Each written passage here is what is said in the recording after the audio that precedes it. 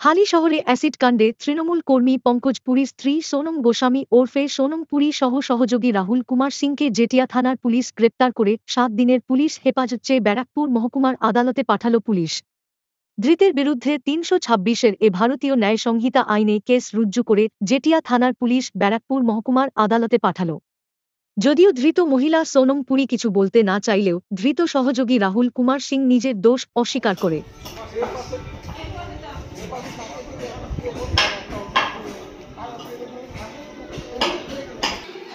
রাহুল, তুমি ওই অ্যাসিডের বোতলটা তুমি নিয়ে এসছিলে?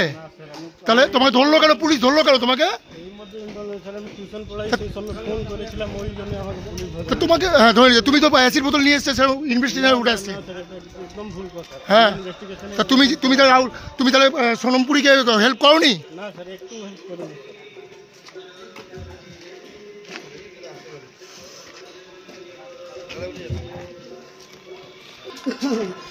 সোনম ম্যাডাম স্বামীকেই মারতে চেষ্টা করলে শেষ পর্যন্ত। হ্যাঁ, অ্যাসিড খাইয়ে মারতে চেষ্টা করলে স্বামীকেই। হ্যাঁ, ও সোনম ম্যাডাম, আবার রাহুলকে সঙ্গে করে নিয়ে এসে সহযোগী ব্যবহার করলেন। কিছু বলবেন? কিছু বলবেন সোনম ম্যাডাম? তুমি ভিতরে যাও না, সামনে বসো।